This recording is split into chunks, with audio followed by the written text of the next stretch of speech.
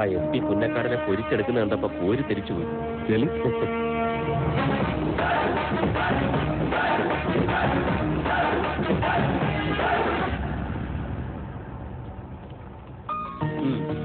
പിടിച്ചോ.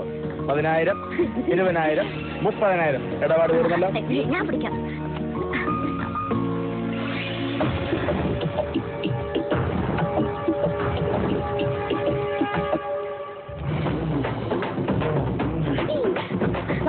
വളരെ സന്തോഷമുണ്ട്.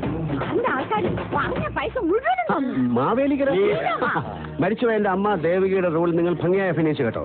നാടക നടിയായിരുന്നിട്ടും ഓവറാക്കാതെ മുഹൂർത്തങ്ങൾ തന്മയത്തോടെ കൈകാര്യം ചെയ്തു. ചില സമയത്ത് ഞാൻ തന്നെ വിചാരിച്ചത് എന്റെ അമ്മയാണോ എന്ന്.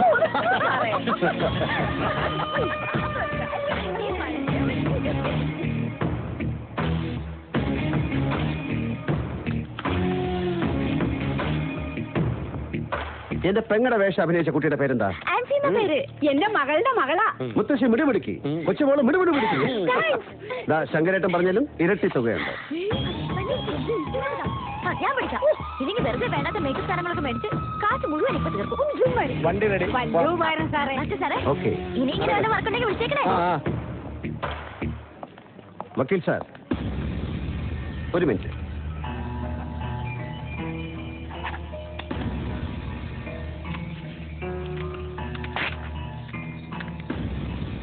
ഞാൻ വീട്ടിൽ വന്ന് കാണാനിരിക്കുകയായിരുന്നു വക്കീലിനെ. ഓശാരത്തിനൊരു നന്മ ചെയ്തു എന്ന തോന്നൽ പിന്നീട് വേണ്ട.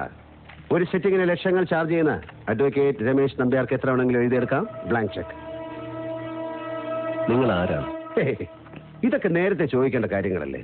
എങ്കിലും പറയാതിരുന്ന നിങ്ങൾ എങ്ങനെ അറിയാനാ? അറിഞ്ഞില്ലെങ്കിൽ പിന്നെ എനിക്കെന്താ ഒരു സുഖം.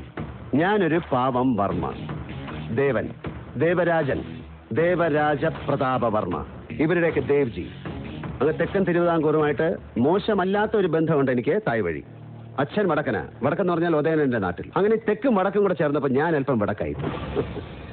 വക്കീലിനെ ഒന്നും പിടികിട്ടുന്നില്ല അല്ലേ? ഗുരുഭക്തിയുടെ കെട്ടുപാടിൽ നീതിയുടെ സത്യവാചകങ്ങൾ നിങ്ങൾ മറന്നപ്പോൾ, അല്ലെങ്കിൽ വളച്ചൊടിച്ചപ്പോൾ നഷ്ടപ്പെട്ടത് എനിക്ക് ലഭിക്കേണ്ട നീതിയാണ്. വധശിക്ഷ അർഹിക്കുന്ന അരുൺകുമാർ എന്ന പക്കാ ക്രിമിനലിനെ നിങ്ങൾ ഈ കോടതിയിൽ നിന്ന് പുല്ലുപോലെ ഇറക്കിക്കൊണ്ടുപോയെന്നറിഞ്ഞപ്പോ എന്റെ ഈ നെഞ്ചാ പിടഞ്ഞത്. പിന്നെ എനിക്ക് മുന്നും പിന്നും നോക്കേണ്ടി വന്നില്ല. എന്റെ മനസാക്ഷിയുടെ കോടതിയിൽ ഞാൻ തന്നെ അവന് വിധി എഴുതി. Yes, I killed him. SP Antony Punnakkaran ഈ കോടതിയിൽ പറഞ്ഞ സത്യമാണ്, മുഴുവൻ സത്യമാണ്. ഞാനാണ് കൊന്നത് ഈ കൈകൾ കൊണ്ട്. എന്തിനാ ഇങ്ങനെ രോഷം കൊള്ളുന്നത്? ഞാൻ കുത്തിയ കത്തി വലിച്ചൂരി എന്ന സത്യം പറഞ്ഞതല്ലേ വക്കീലെ? കുത്തിയത് ഞാൻ അല്ലെന്ന് പറഞ്ഞില്ലല്ലോ. അങ്ങനെ വിചാരിച്ചത് വക്കീലല്ലേ? അരുണിനെ വിസ്തരിച്ച അതേ കോടതിയിൽ നിന്നും അവരെ രക്ഷിച്ച അതേ വക്കീല് തന്നെ അവന്റെ കൊലയാളിയായി എന്നെയും കുറ്റവിമുക്തനാക്കി. കടിച്ച പാമ്പിനെ കൊണ്ട് വിഷമിറക്കിക്കുന്ന ഒരു പാരമ്പര്യമുണ്ട് എന്റെ തറവാടിന്. അല്ലടാ സർക്കിളെ? സഹകരിക്കുകയാണെങ്കിൽ നമുക്ക് ഒരുമിച്ച് നീങ്ങാം.